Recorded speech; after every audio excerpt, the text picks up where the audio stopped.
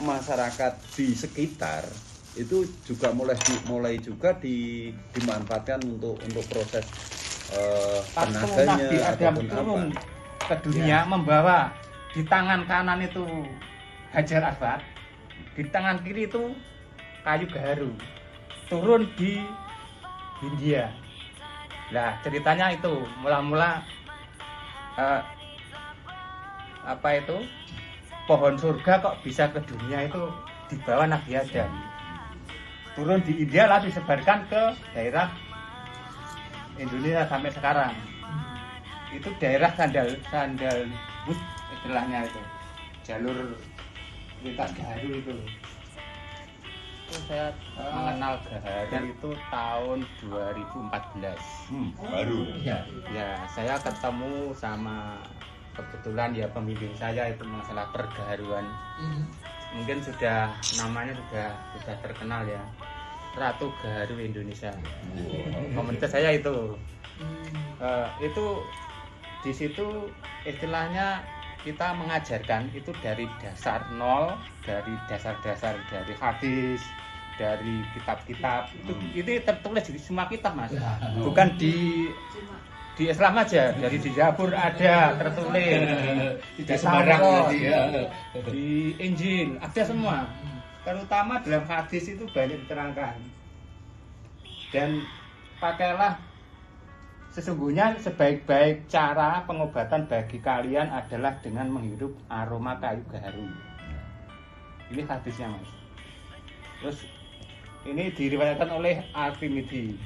Terus golongan penghuni surga yang pertama kali masuk surga bentuknya berarti bulan purnama, ucapannya dan perdupaannya kayu gaharu. Terus bikin teh, bikin agak tonik, terus bikin ini ya, apa itu artinya sistem pengolahannya Pak ya, itu lengkap di komunitas Ratu Gaharu Indonesia itu. Sekarang yang perlu kami atau saya tanyakan ke Pak Bayu ini terkait dengan hasil dari budidaya itu, hasil dari pohon gaharu itu, kemudian untuk proses pemasarannya, proses pengolahannya, kalau seperti bisa apa? Sendiri ya, Bisa jual sendiri. Tapi itu diolah saja sekarang itu sudah banyak yang minat. Kalau memang benar-benar kualitasnya itu. Bisa untuk penyakit AIDS, Mas. Itu pernah kita bikin kopi ya, sebenarnya kopi untuk kaum Adam ya sebenarnya itu. Ya, itu kita kirim ke Singapura. Nah, di Singapura itu dikirim ke Eropa ternyata untuk bahan obat AIDS. Kita tahunya dari Singapura itu. Ya. Ternyata manfaatnya memang luar biasa dan bisa jadi apapun dari mulai atas sampai bawah tersebut gitu ya. Tapi ini berarti kalau misal diruntutkan proses budidayanya sampai dengan bisa menjadi produk seperti ini, termasuk yang gampang tadi ya Pak Joko sempat bercerita. Tapi kalau dari Pak Bayu sendiri untuk prosesnya gimana sih Pak budidaya ini? Bibit yang unggul. Mudah aja kalau kita ingin bibit unggul itu yang sertifikat dari perhutani misalnya, dari dinas kehutanan itu yang ngasih sertifikat itu jelas bibitnya unggul, tidak sembarangan. Bibit kan ada bibit karangan, ada bibit cangkang, ada inokulasi tadi ya. Tadi dari dalil awak nanam istilahnya kultur jaringan. Imunisasi itu kan penyakit yang dilemahkan baru dimasukkan ke tubuh. Justru ini kebalikannya, penyakit dimasukkan. Apakah tidak kita harus memasukkan pohon itu penyakit yang ganas gitu kan? Iya. Memang dari tanaman itu untuk menghasilkan resin gaharu ini kita harus memancing tanaman itu biar dia mengeluarkan imunnya melawan penyakit itu yang nantinya akan menghasilkan gubal gaharu fusarium. Fusarium itu sebenarnya fusarium. Jamur fusarium. Jenis jamur. Itu sebenarnya kan di sekitar kita banyak fusarium itu. Mungkin di tanaman pisang. Mungkin Pak Mardi punya tanaman pisang yang sering itu loh. Layu kuning terus udah ada buahnya terus nggak jadi lempet. Lah itulah kena fusarium, jamur fusarium. Kemudian di tanaman kentang bisa banyak sekali. Nah itu kita kalau mungkin ya para peneliti sana Iya. itu dikembangbiakan menjadi jamur tadi. Kemudian kita infuskan ke tanaman tadi. Nah cara infus gimana? Nah, ini Nah mungkin tanaman itu berdiameter 20 cm gitu aja. Ya. Kita harus mengebur tanaman itu jangan sampai ke tengahnya. Jangan sampai ke kambing tengahnya, ke hatinya. Mungkin diberi jarak lah. Mungkin sudah turun, mungkin hanya 8 cm lah. Kita masukkan 8 cm, kita bur pakai bur kayu itu. Iya. Setelah lubang nanti kita injeksikan jarum itu. Berarti bentuknya jadi Cair. cair. Iya cair. Kita kembangkan cair. Masukkan, kemudian ditutup dengan lilin. Jangan sampai nanti ada yang lain masuk. Stik bambu itu kita rendam 1 malam di cairan jarum tadi. Nah, sama seperti kita bur lagi, kemudian stik itu kita masukkan, kita tutup. Kalau orang Jawa bilang terutama Pantai. tukang kayu itu seperti binatang. Ya, gitu. Ada lagi yang kemarin tuh kakak saya di NTT itu pakai paku. Bisa. Intinya kan melukai lah gitu lah. Iya. Biar itu luka, ada penyakitnya, kemudian tanaman itu akan mengeluarkan imunnya melawan penyakit itu akan terbentuk. Disayat atau diapakan supaya Disayat. Disayat kulitnya. Iya, kulitnya ya dan kayunya. Kulitnya dihilangi, terus kayunya diseset sedikit. Oh, seperti itu. Ya, patokannya diameternya Pak. Diameter. Jadi Kalau rata-rata kalau diameternya itu minimal 15 cm. 15 cm kira-kira ya 7 tahun gitu. Kalau perawatannya bagus 7 tahun. Ya, dikasih susuran tanah lah kan gitu. Nah, proses pengambilannya untuk pengambilan bubalnya Itu kan setelah diinokulasi, nanti jarak 2 minggu kita cek sudah jadi belum. Kan dicek Pak Joko udah tahu, nanti saya sedikit dibakar atau banyak aja. Nanti berapa 1 bulan setengah atau 2 bulan dicek lagi sampai ketajamannya itu seberapa. Nanti kira-kira kalau punya kita itu 1 tahun Pak, anjurannya 1 tahun panen. Jangan lama-lama. artinya kulit kayunya diambil gitu, Pak. Tidak, itu untuk ngecek Pak. Iya. Kalau untuk manennya dipotong semua. Potong semua, nanti kan dilihat yang jadi itu dibelah. Ya kan ada kelihatan yang jadi itu lah, baru nanti dipilah-pilah, di carving namanya. Di carving itu kayak sayat-sayat biar yang ada gubalnya dan tidak Tersendiri. itu bisa tersendiri, terpisah gitu loh. Namanya di carving. Itu juga kan sama Pak Joko ya. Ya bener kayaknya. Ini hanya biasa loh, belum maksimal nih. Mungkin ada contohnya Pak Bayu yang bisa ditangkap. Artinya gini, kalau sudah seperti itu mungkin enggak Ya. ini mungkin ke Bu Ani ini. Mungkin enggak dari batang kayunya ataupun apa itu yang artinya kita simpan di lemari pakaian.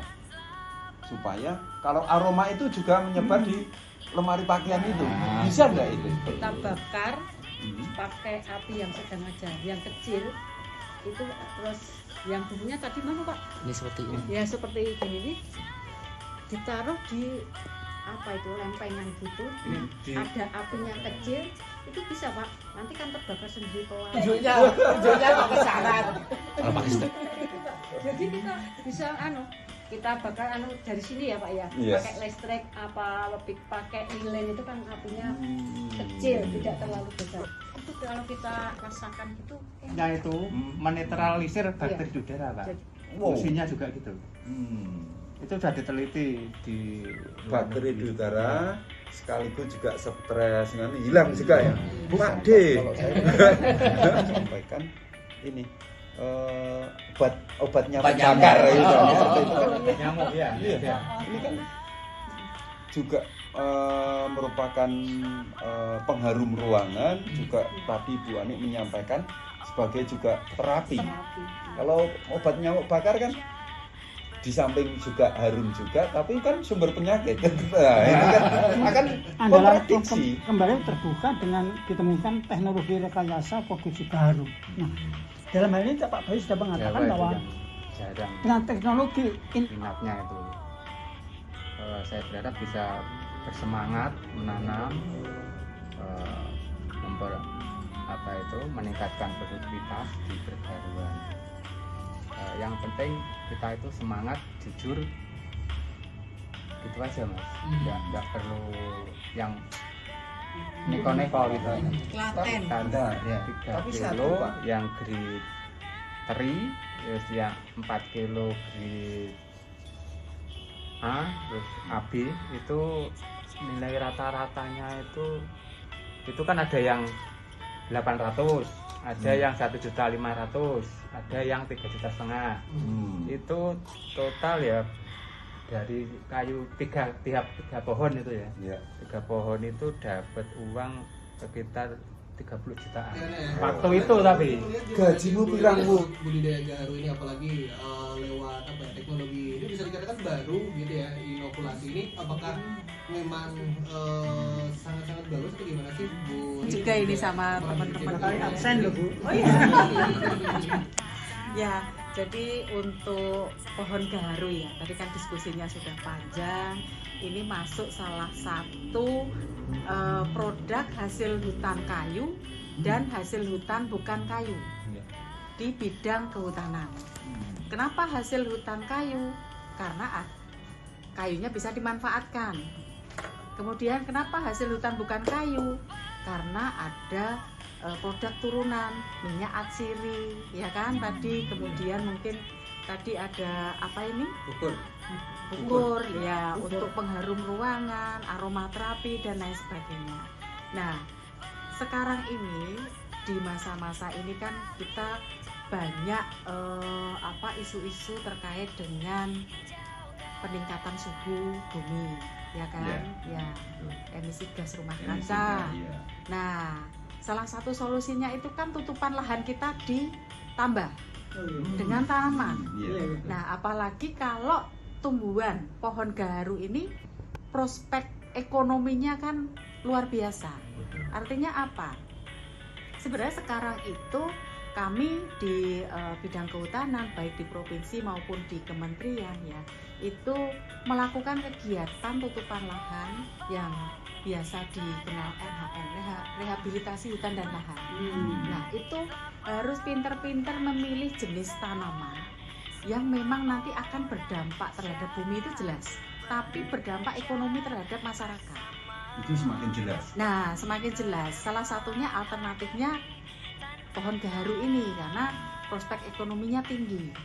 Nah, nanti kita dapat lingkungannya, dapat sumber airnya, dapat iklimnya yang bagus. Nah, mungkin ini perlu disosialisasikan lebih lanjut agar banyak petani-petani, siapapun masyarakat yang ingin menanam gaharu ini.